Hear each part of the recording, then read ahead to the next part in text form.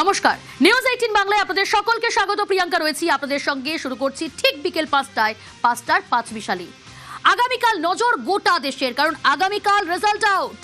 তার আগে আজ সন্ধে ফের ভবানীপুর বিধানসভার কাউন্টিং এজেন্টদের সঙ্গে বৈঠকে তৃণমূল নেত্রী। গণনা পর্ব ঘিরে চূড়ান্ত সতর্কতা তৃণমূলের অন্দরে। আগেও বার্তা দেওয়া হয়েছে, তৃণমূল নেত্রী আগে বার্তা দিয়েছেন সতর্ক থাকার জন্য কাউন্টিং এজেন্টদের।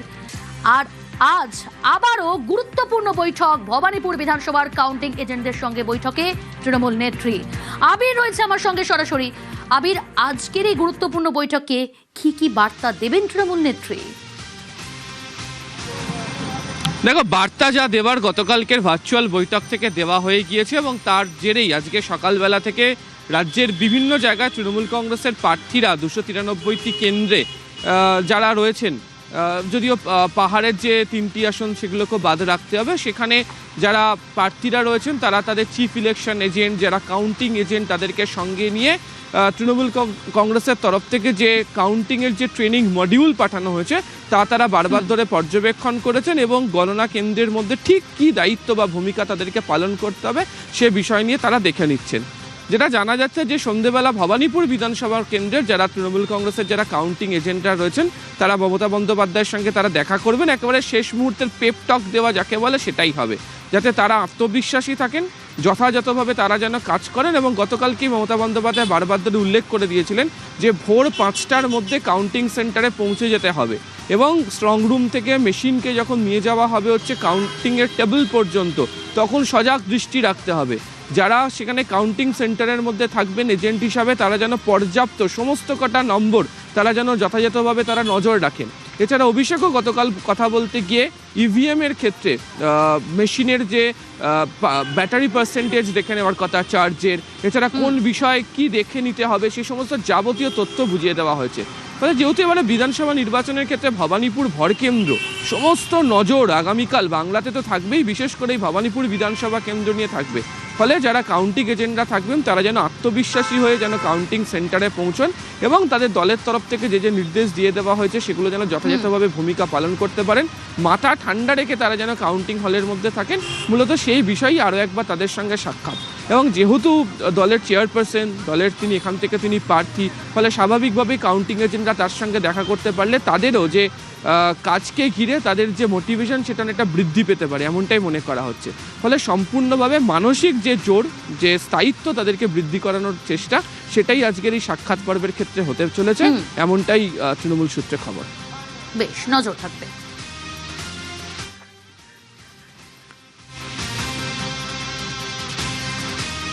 এবারও 200-র বেশি আসন পাবে তৃণমূল। আত্মবিশ্বাসী মমতা বন্দ্যোপাধ্যায়। দলের প্রার্থী ও কাউন্টিং এজেন্টদের সঙ্গে ভার্চুয়াল বৈঠকে তার নির্দেশ, রাত 2টো বাজলেও গণনা কেন্দ্র ছাড়া যাবে না যতক্ষণ না তিনি বলছেন।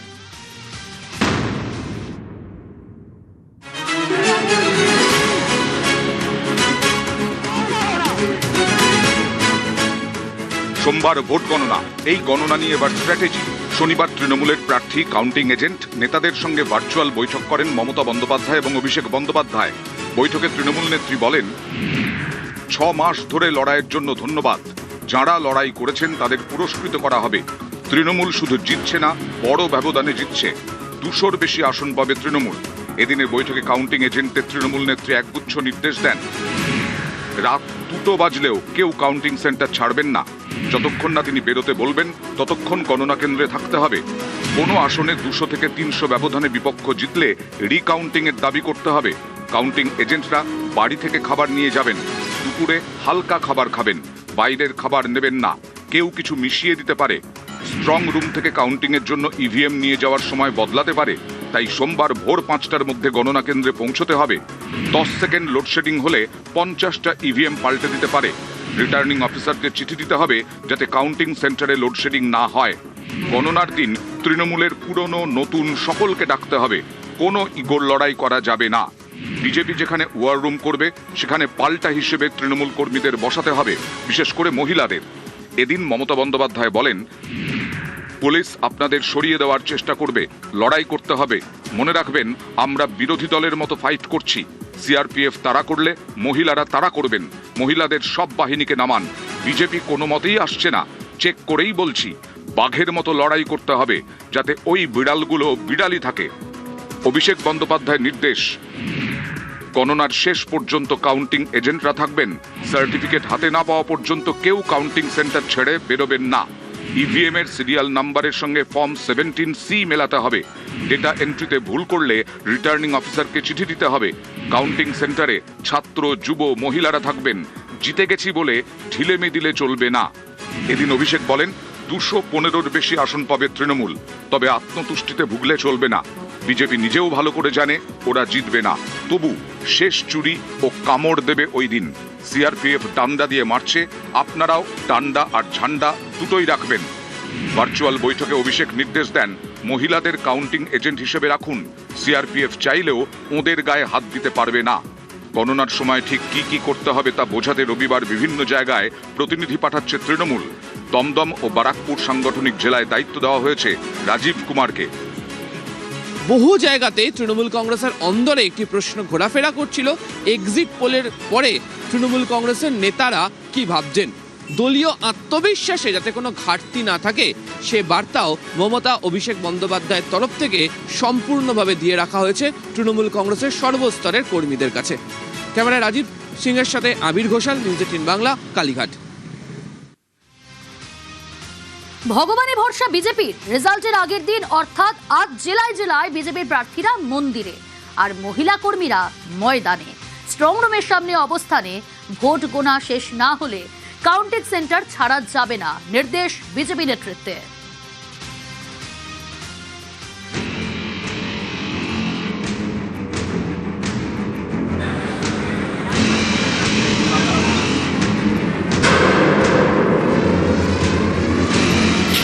এপ্রিল এবং 29 এপ্রিল পশ্চিমবঙ্গে এবার 2 দফায় ভোট হয়েছে। 4 মে অর্থাৎ আগামী সোমবার সকাল 8টা থেকে গণনা শুরু হবে। ধাপে ধাপে জানা যাবে 294 আসনের রেজাল্ট। তার আগে মন্দিরে মন্দিরে পুজো বিজেপির।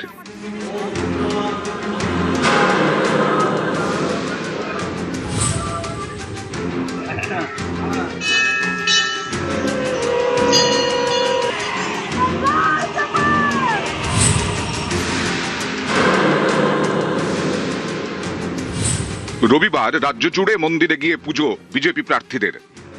রবিবার বিজেপির মহিলা কর্মীদের ময়দানে নামতে নির্দেশ দেওয়া হয়েছে। জেলায় জেলায় স্ট্রং রুমের বাইরে মহিলা কর্মীরা অবস্থানে বসবেন। সুষ্ঠুভাবে ভোট গণনার দাবিতে তৃণমূলের বিরুদ্ধে স্ট্রং রুমে গন্ডগোলের অভিযোগ উঠলেই বিজেপির মহিলা কর্মীরা বিক্ষোভ দেখাবেন। সোমবার রেজাল্ট, এর জন্য বিজেপি তৈরি করেছে কাউন্টিং স্ট্র্যাটেজি। গণনা নিয়ে জেলায় জেলায় বিজেপির গণনা কর্মশালা করার প্রস্তুতি চলছে। মানুষ তো বলেই দিয়েছে আমরা আপনাদেরকে জিতিয়েছি। সে জিতটা সম্পূর্ণ 4 তারিখ হবে। গতবারে যেগুলো আমরা করিনি, কাউন্টিং এজেন্টকে প্রশিক্ষণ দেওয়া, পোলিং এজেন্টকে দেওয়া, সেটা চলছে সব ব্যাপকভাবে, যাতে কোথাও কোনো ভুলচুক না হয়। মানুষের আশীর্বাদ যেন ঠিক জায়গায় পড়ে। বিজেপির গণনা কর্মশালায় নির্দেশ দেওয়া হয়েছে, গণনা একেবারে শেষ না হওয়া পর্যন্ত কাউন্টিং সেন্টারে থাকতে হবে। প্রথম কয়েক রাউন্ডের ফল দেখে গণনা কেন্দ্র ছাড়া যাবে না। পার্টি ব্যাপক উদ্যোগ নিয়েছে। ভূপেন্দ্র যাদবজি, সুনীলজি, শ্রমিক দা এদের নেতৃত্বে হচ্ছে। আমার সঙ্গে সব যোগাযোগ আছে। প্রথম জাতীয় পার্টি এবং রেজিস্টার পার্টিগুলো বসবে, নির্দল বা অন্যান্যরা পরে বসবে। গতবারে যে কাণ্ডটা করেছিল, করোনার থার্ড ওয়েভের সুযোগ নিয়ে সোশ্যাল ডিস্টেন্সিং করে বিজেপি 450 পেয়েছে, তৃণমূল 250 পেয়েছে। স্লিপে লেখা হয়েছে তৃণমূল 450, বিজেপি 250। এবারে আমরা ত্রুটিমুক্তভাবে সমস্ত জিনিসগুলো করার ব্যবস্থা করেছি। রাজ্যের 77টি কাউন্টিং সেন্টারে সোমবার গণনা হবে। তার আগে শুক্রবার কলকাতায় বৈঠক করে বিজেপি। বৈঠকে ছিলেন কলকাতা এবং 2 24 পরগনার বিজেপি প্রার্থীরা। ছিলেন বিজেপির পর্যবেক্ষক সুনীল বানসাল, ভূপেন্দ্র যাদব এবং রাজ্য সভাপতি শ্রমিক ভট্টাচার্য। বৈঠকে বিজেপির কেন্দ্রীয় নেতৃত্ব নির্দেশ দেন, গণনার শেষ মুহূর্ত পর্যন্ত কাউন্টিং সেন্টারে থাকতে হবে। প্রতিটি কাউন্টিং সেন্টার আগলে রাখতে হবে। শুক্রবার বাগডোগরাতেও বিজেপির এই গণনা কর্মশালা চলে। সেখানে ছিলেন বিজেপির উত্তরবঙ্গের প্রার্থীরা। গণনা কেন্দ্রে কি কি করণীয় কাজ আছে সেই বিষয়ে একটা আলোচনা এখানে হলো। মানুষ যে ভার্ডিক্ট দিয়েছে, মানুষ যে ভোট দিয়েছে, তাদের ভোট যেন ঠিকঠাক মতো গণনা হয়, তার জন্য যে ধরনের সচেতনতা ও সাবধানতা অবলম্বন করা দরকার, সেই বিষয়ে একটা প্রশিক্ষণ বলতে পারেন। সেই গণনায় যাতে কোনো ভুলচুক না হয়, কোনো অসুবিধা না হয়, সেই বিষয়গুলো।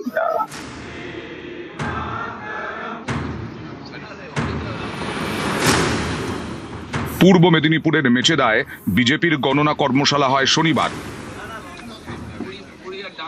সরকার করার প্রস্তুতি চলছে। মানুষ তো বলেই দিয়েছে আমরা আপনাদেরকে জিতিয়েছি। সে জিতটা সম্পূর্ণ 4 তারিখ হবে।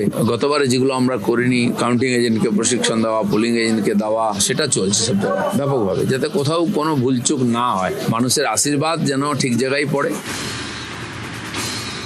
নিউজ 18 বাংলা।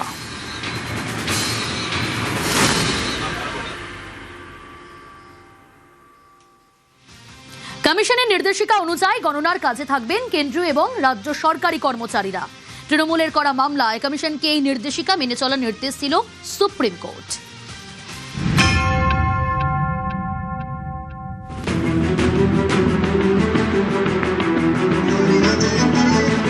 ভোটের শেষ বেলাতেও নির্বাচন কমিশনকে নিয়ম মেনে চলার নির্দেশ সুপ্রিম কোর্টের। এটাই প্রথম নয়, এর আগেও দফায় দফায় হস্তক্ষেপ করতে হয়েছে শীর্ষ আদালতকে। কখনো নির্দেশ দিয়েছে এসআইআর এর কাজ করবে বিচার বিভাগ, কখনো নির্দেশ দিয়েছে ভোটের 2 দিন আগে ট্রাইব্যুনালের ছাড়পত্র পেলে ভোট দেওয়া যাবে। এসবের মধ্যে ভোট গণনার আগে হাইকোর্ট হয়ে সুপ্রিম কোর্টের দ্বারস্থ তৃণমূল।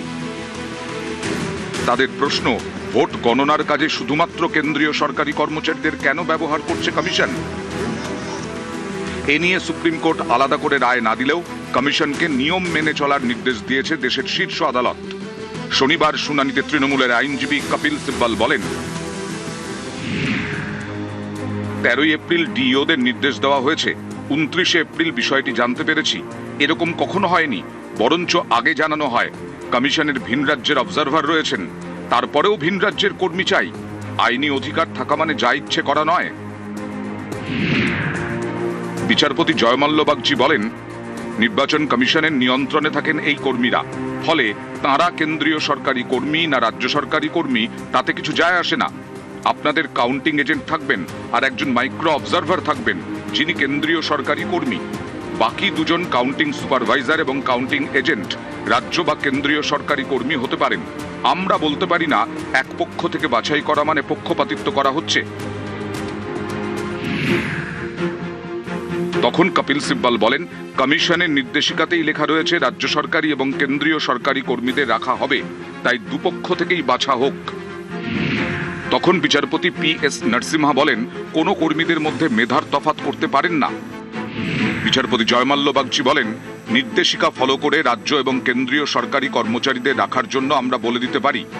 কপিল সিব্বল বলেন, আমরা সেটাই চাইছি। এই সময় বিচারপতি জয়মাল্য বাগচি বলেন, আপনারা তাহলে কমিশনের নির্দেশিকাকে চ্যালেঞ্জ করছেন না? তখন কপিল সিব্বল বলেন, আমরা সেটা করছি না, আমরা বলছি নির্দেশিকা ফলো করা হোক। এই সময় নির্বাচন কমিশনের আইনজীবী DS নাইডু বলেন, আমরা নির্দেশিকা ফলো করছি, রিটার্নিং অফিসারের কাজ করছেন রাজ্য সরকারি কর্মী।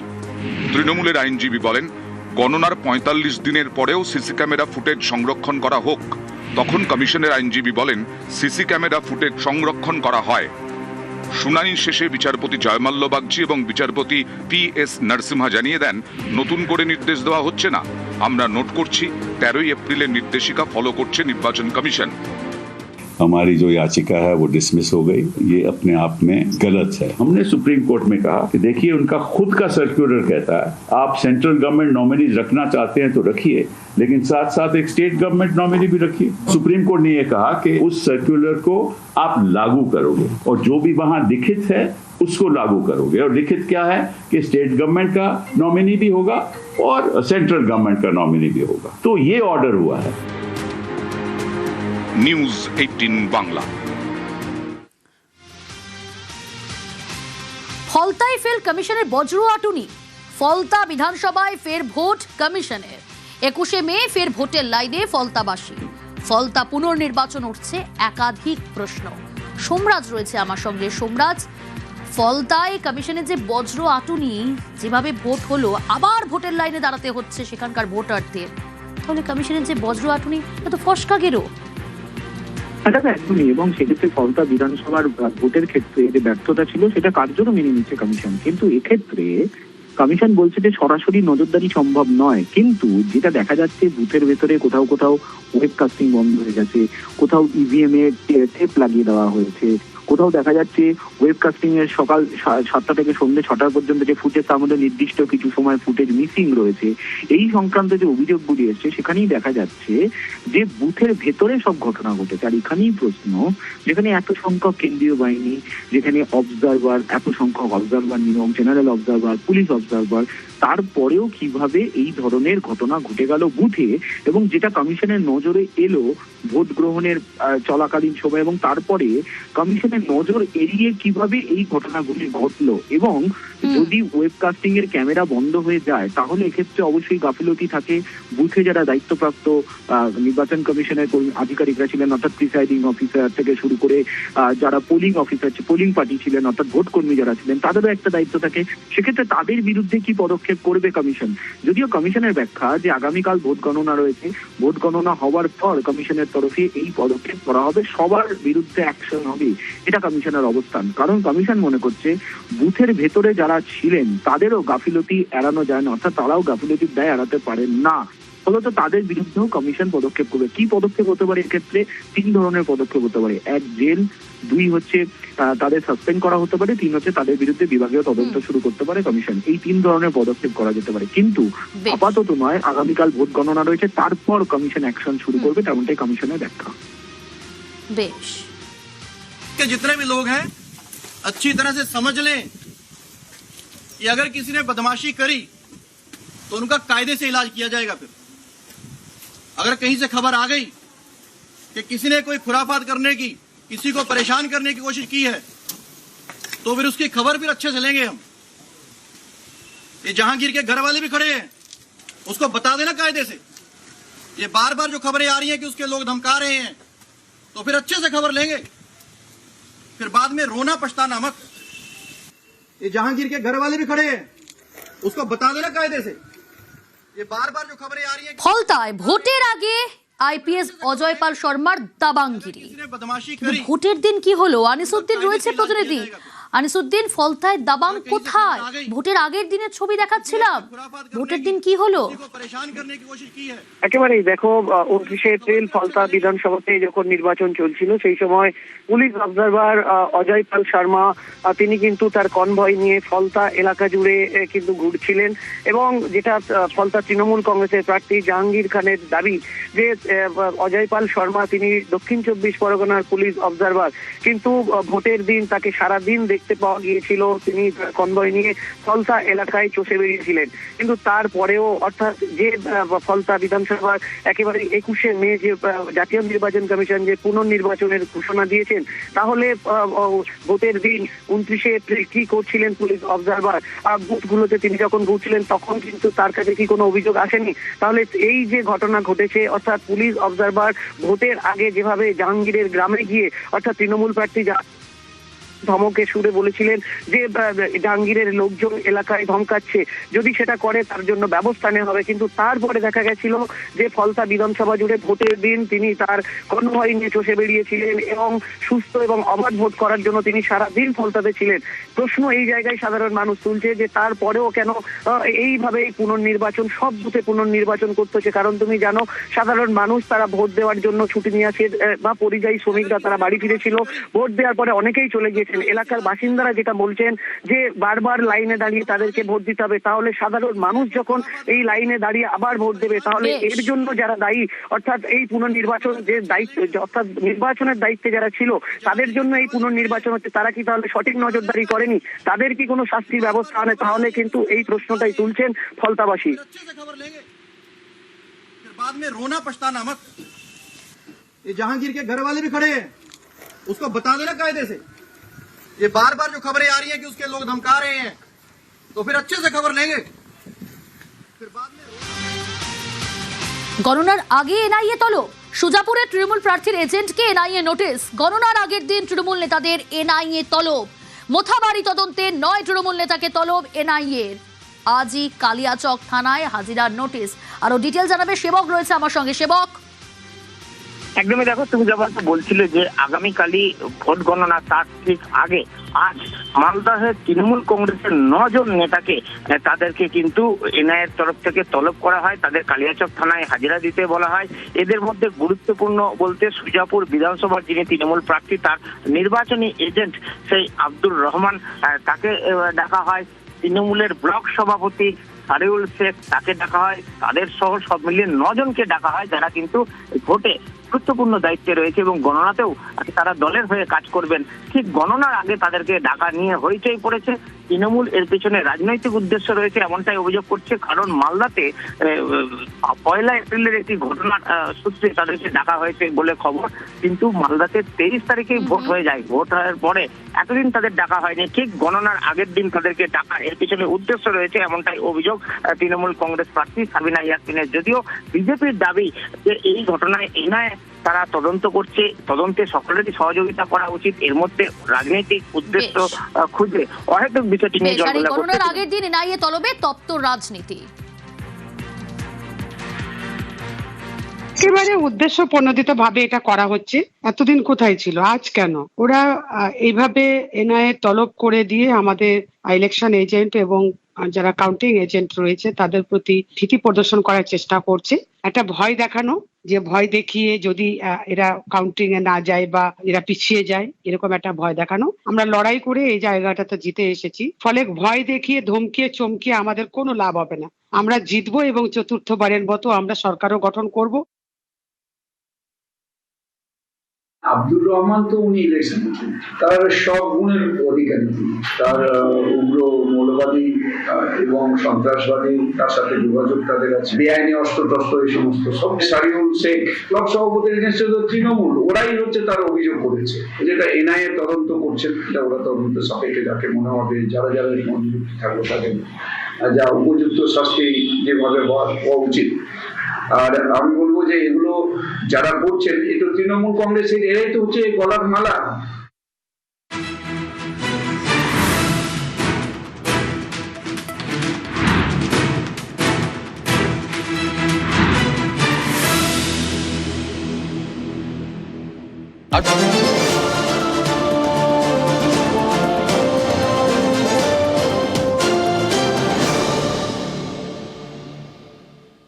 দুদফা নির্বাচন হয়েছে শান্তিপূর্ণ, অবাধ, সুষ্ঠু, কিন্তু গণনার আগে গুলি চলল নোয়াপাড়ায়। বিজেপি নেতা কুন্দন সিংকে লক্ষ্য করে, তার বাড়ি লক্ষ্য করে গুলি, এবং 2 দুষ্কৃতী এসে এই ঘটনা ঘটায়। গণনার আগে গুলি চলল নোয়াপাড়ায়। বিজেপি নেতা কুন্দন সিং এর বাড়ির সামনে গুলি, বাইকে এসে গুলি 2 দুষ্কৃতী।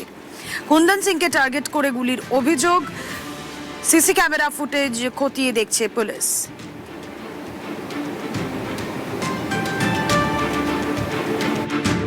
তৃণমূল কংগ্রেসের যে ওখানকার প্রার্থী ছিল প্রিয়াঙ্কু ভট্টাচার্য, তার ইনস্ট্রাকশনে, পার্থভূমিকে ইনস্ট্রাকশনে, এই যে ভয় দেখাবার জন্য যাতে কাউন্টিং এ বিজেপির কর্মীরা না যায়, তার জন্য এই চেষ্টা হয়েছে। ভয় দেখাবার জন্য কর্মীদের, লিডার বাড়ির সামনে গুলি চলে তো কর্মীরা ভয় পাবে।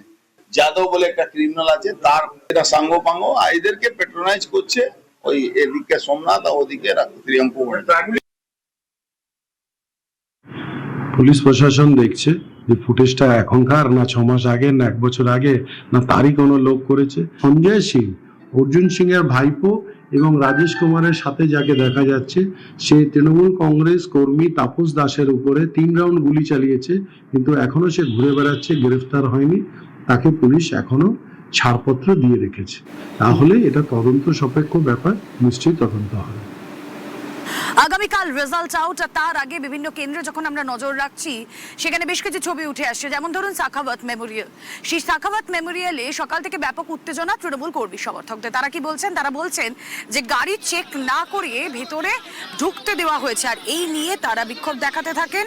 সাখাওয়াত মেমোরিয়ালের সামনে ছবি আপনারা দেখছেন, Sakhawat memorial government girls high school, এবং সেখানে গাড়ি চেক না করে ঢুকতে দেওয়া হয়েছে বলে অভিযোগ করছেন তৃণমূলের কর্মী সমর্থকরা। এর প্রতিবাদে তারা বিক্ষোভ দেখাচ্ছেন। ছবি দেখাচ্ছি আপনাদেরকে সাখাওয়াত মেমোরিয়াল গার্লস হাই স্কুলের সামনে থেকে।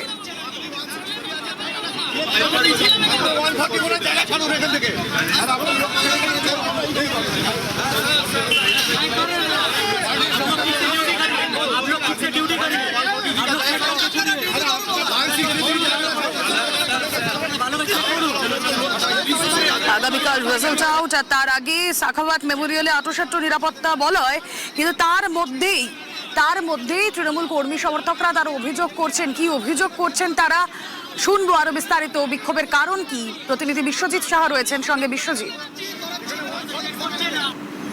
একদমই Sakhawat memorial government girls high school, ঠিক তার সামনের ছবিটা দেখাবো এবং কোথায় এই বিক্ষোভ হয়েছে বিস্তারিত জানাবো।